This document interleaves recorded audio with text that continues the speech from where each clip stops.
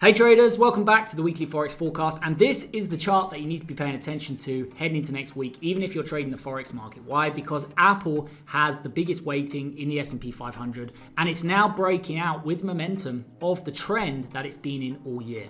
Now, what does this mean? This means that if this is going to weigh to the downside on stocks next week, this is going to favor risk-off appetite in the Forex markets next week, and that is why I have a preference for risk-off pairs this week.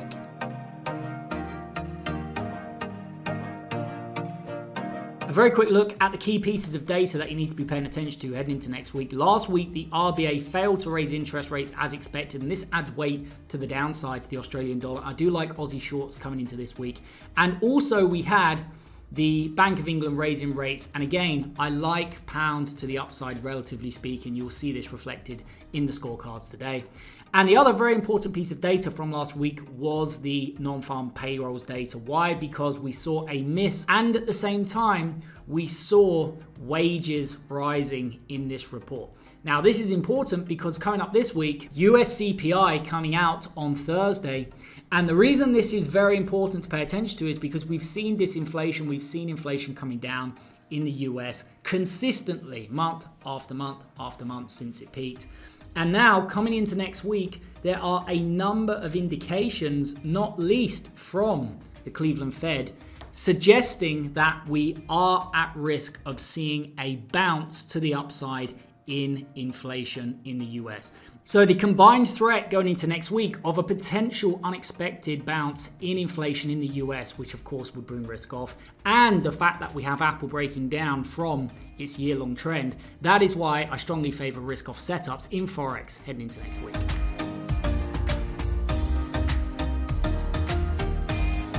Okay, so quick look at the scores for the coming week, and you can see that we do have the US dollar moving into the positive side of the scorecards heading into next week. And the yen does actually move down the scorecard. So the yen is setting up as a good short, but we've just discussed two reasons why risk off, which is actually yen bullish, could come into the markets next week. So what I want to do with the yen next week is I want to have these yen shorts on my watch list, but this will be almost like a plan B. If we get risk on instead of risk off, for whatever reason heading into next week, maybe Apple does start to bounce and rally, although it's not my base case, maybe CPI comes out softer than expected, then we can pivot as a plan B to those risk on setups, and that would be yen shorts. Otherwise, what I really like going into next week once again is Swiss franc longs versus the New Zealand and the Aussie once again. These were markets highlighted in last week's video. They went right to their target zones and were good shorts intra-week for anybody who was involved in them. And I also still like the pound, especially versus the Aussie. We have a nice interest rate decision play there because the Bank of England raised while the Australian central bank actually paused, and they failed to raise as expected. So pound Aussie to the upside is looking good this week, as well as pound New Zealand. And I'm also going to be looking at those dollar pairs, especially versus the New Zealand and the Aussie, because if we get risk off heading into next week, and I'm going to show you in the dollar index why the dollar is set for a bigger move higher now, this is going to be the setup that I really like. New Zealand dollar to the downside, but also Aussie dollar to the downside next week if we get that risk off as we're anticipating.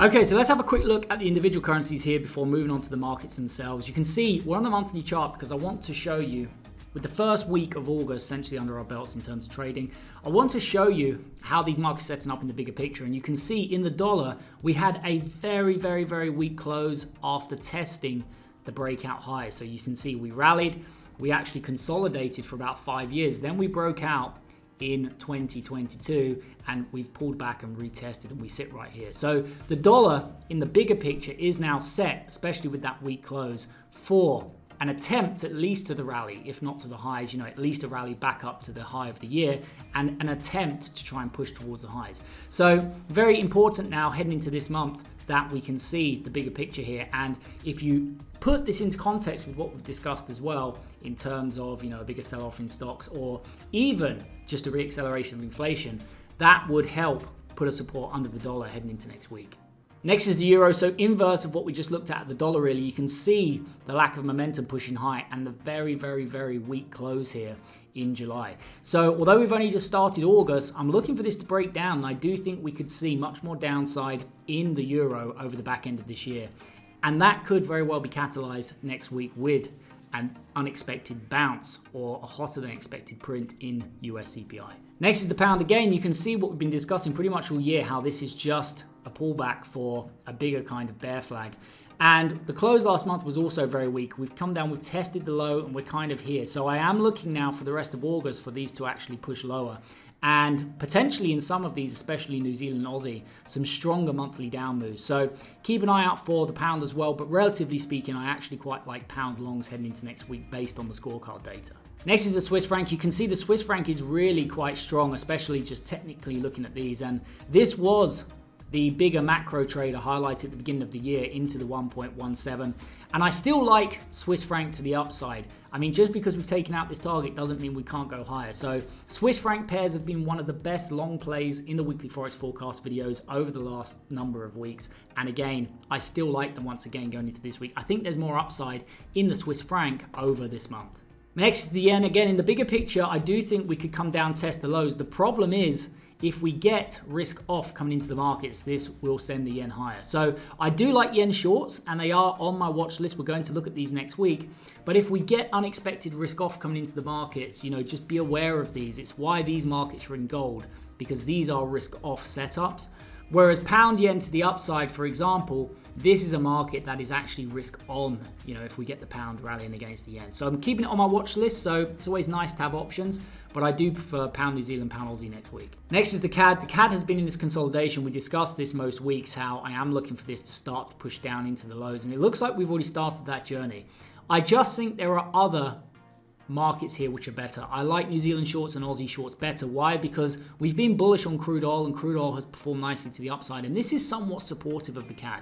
So relatively speaking, I still favor those Aussie shorts and New Zealand shorts, but it does look like we are starting to see a bit of weakness in the CAD despite a stronger crude oil. Once crude oil starts to turn as well, that's when that's going to really add weight to the downside for the Canadian dollar. Next is the Aussie. We've already started to break down below last month, and you can see already only 5 days into August here, we've already got quite a bit of move to the downside here on a monthly basis. So I really do expect the Aussie and the New Zealand, as we're going to look at next, to continue to underperform. And finally, we have New Zealand. Look at this very, very, very weak close in this consolidation. This is indicative of further declines. And again, we've broken the previous low of the month last week. And now this is really threatening to break down, not just to these lows over here, but also down to the major low over here. If we can get, this would be indicative as well of bigger risk-off moves in markets, and that kind of move would likely coincide with a bigger rally in the dollar as well.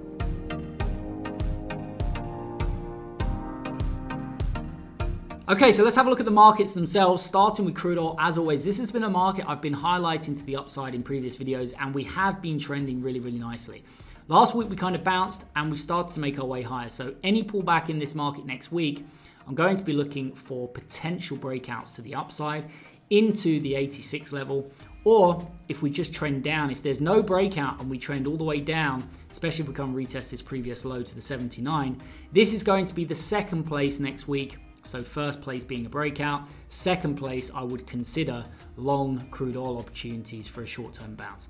I can either be long crude oil or do nothing. Shorting this market next week is not an option for me. Next is New Zealand dollar. This was a market highlighted in last week's video, and you can see it trended really nicely into the max profit taking zone. And if you'd booked your profits there, that was pretty much the most you could have got out of that move last week, as we bounced right from this area. So heading into this week, you can see we've already started to correct off the lows, so any continued pullback is viewed as an opportunity to first of all look for a bearish reversal to the downside into the 0.60, or if we're pulling back all the way into the 0.620 area roughly, this would be the second place next week. I would look for a potential short opportunity in New Zealand dollar. Next is Aussie dollar. This was another market highlighted in last week's video, and again you can see we came down and tested this area and then we bounced. So that was pretty much all this market did last week, and a really nice move to the downside into this max profit taking zone. Coming into this week, I can be short Aussie dollar or do nothing. Buying this market's not an option for me, so any continued pullback is viewed as an opportunity, as always, to look for a bearish reversal down to the 0.6460, Or if we continue higher and we just hold this trend all the way into the 0.6670, this would be the second place next week I would look for a potential short in Aussie dollar to the downside. So New Zealand dollar and Aussie dollar to the downside are my two favorite dollar pairs heading into next week. Both of those are risk off setups. And the next two dollar pairs are going to be essentially a reactive or a plan B. So if we get US dollar weakness instead of strength, which I'm expecting, then as a plan B, perhaps post CPI, I would be looking at euro dollar to the upside and US dollar Swiss franc to the downside. I think these two markets would be the best way to pivot or reverse that plan if we get a weaker US dollar next week, especially post CPI. So it's always nice to have a plan B. Okay, so the next two dollar pairs are based on a weaker dollar. So I'm going to be looking at trading these reactively. These are the two that I favor. These are the plan A essentially. But if for whatever reason that doesn't materialize, at least we can be reactive and try and get something out of these markets on dollar weakness. This was a market highlighted last week, and you can see we did have a nice breakout and we came right down into the profit taking zone, tagged it right here, and we ended up bouncing. Okay, so coming into this week, I do favor dollar strength based on everything we've discussed, and that would likely see the euro moving down into the lower bound. However, that is not how I'm looking to play it, because if that is the case and we get a stronger dollar, I'd much rather short New Zealand dollar and Aussie dollar than euro dollar anyway, because these are better shorts in my opinion. So I would rather sit out of this if this is going to move to the downside and be shorting these two. But if that doesn't materialize and reactively we get the opportunity to go long, and that would look something like this, say we pull back, maybe on CPI we even test the low and then we start to reverse higher, this would be an opportunity to look for longs in euro dollar into the 1.1120. So if the dollar is strong and we get risk off as expected, euro dollar should trade lower, but I wouldn't trade that. I'd prefer to short these two instead. So I'm only looking to be long euro dollar, but only as a plan B if we get a weaker dollar and therefore the New Zealand US dollar and Aussie US dollar shorts are off the table. And the final dollar pair and the second plan B currency is US dollar Swiss franc. So again, if we start to see risk off, this is likely going to push a bit higher. However, if we start to see this pushing higher and then maybe after CPI, we get a softer print, again, not the base case, but always nice to have a backup, and you start to see this really selling off like this, this would be the second market I would look to come to reactively for a short into the 0.8620. So those are the $4 Forex pairs that I like heading into next week. New Zealand dollar, Aussie dollar are my base case for shorts. If that doesn't materialize, I would be looking for a potential plan B in euro dollar longs and US dollar Swiss franc shorts. Next is pound New Zealand. Pound New Zealand has been consolidating. You can see this very, very, very tight. And going into next week, I do think that this is a good market to the upside. So if we continue to correct and break out of this market, this is a great place to start to look for bullish breakouts into the 2.1150. And if we just continue down like this and we don't get the breakout and this continues to trend down and down and down into these lows over here, this would be the second place I would look for potential buying opportunity in pound New Zealand next week. Next is pound Aussie. Now this is a really good example of how you can use these on the bounce. So we've been looking at these many intra-week, you trade into these as max profit taking zones. But there are other markets like pound Aussie, which was highlighted in last week's video to the upside. And instead of breaking out, you can see how it just trends all the way down. There's no breakout until it tests this area.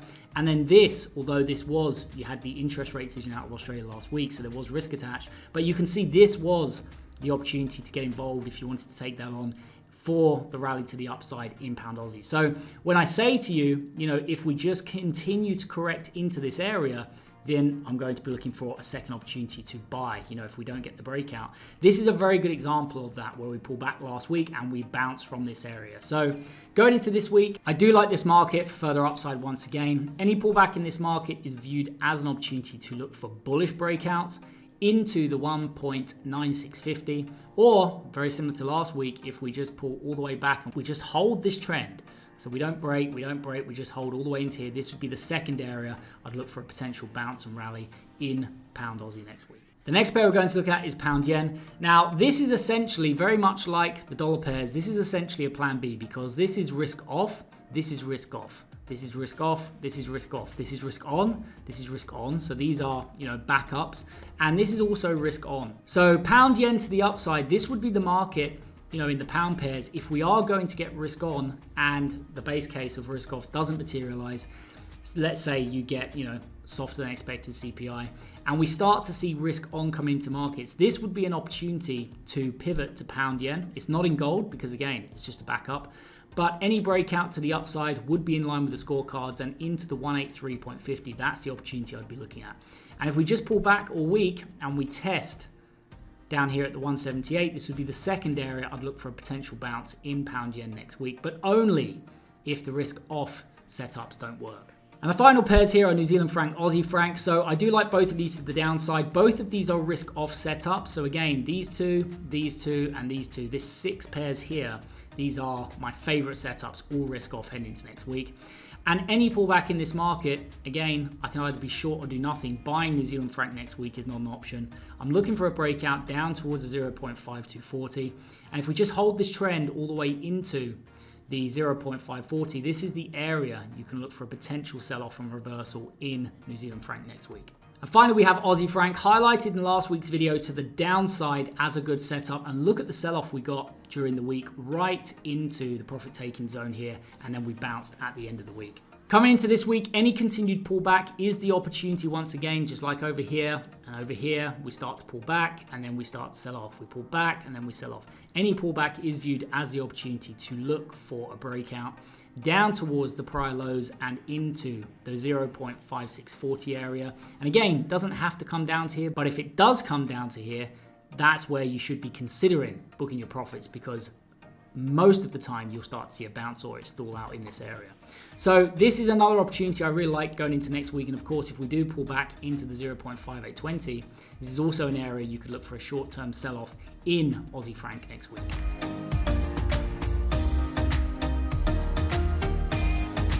Okay, so wrapping up the video with gold, silver, and Bitcoin, starting with gold. And last week, I was looking for potential short opportunities in gold and silver to the downside because of the stronger dollar. And that remains the case going into this week. You can see last week, we had this really nice breakout to the downside, pulled back, and we traded right into the profit-taking zone, highlighted in last week's video. Heading into this week, I once again can either be short gold or do nothing. Buying this market is not an option for me. So any pullback in this area is viewed as an opportunity, same as over here, to look for bearish breakouts and short opportunities down to the 1910 area. And if we just continue to trend higher and we trade into the 1980 area, this is the second place next week I would look for a potential short in gold. Next is silver. Now, this was another market highlighted to the downside. You can see we had a really nice breakout last week, pulled back and traded right into the profit-taking zone highlighted in last week's video. Coming to this week, I can either be short silver or do nothing in this market. Another pullback sets up another opportunity to look for those bearish reversals intra-week down to the 2280 area. Or if we pull back and test the 24 area, this is the second place next week, I would look for a potential short-term sell-off in silver. And last but not least, we have Bitcoin. Bitcoin has actually been lacking volatility recently, which is quite surprising and ironic for Bitcoin because it's one of the most volatile asset classes. But based on the fact that we could see risk off coming in a couple of forms. One, the risk that Apple is posing to stocks heading into next week, and two, a hotter than expected CPI print. Both of these could be catalysts for risk off. So I do favor shorts in Bitcoin, although I think there are better markets than Bitcoin next week. So any pullback is viewed as the opportunity to look for bearish breakouts down to the 2760. Or if we trade into the 30,500 roughly, this would be another place you could look for potential sell-off in Bitcoin next week. But again, I think there are better markets based on the way this has been trading recently. I think there are better markets to trade next week. So that is it for me for this week, guys. As always, I hope you enjoyed today's video, and if you did, why not consider joining us in the room each day where I go through these markets and the setups that I'm personally looking at with members on a daily basis for over 75 markets in different asset classes, including stocks, bonds, Forex, and commodities.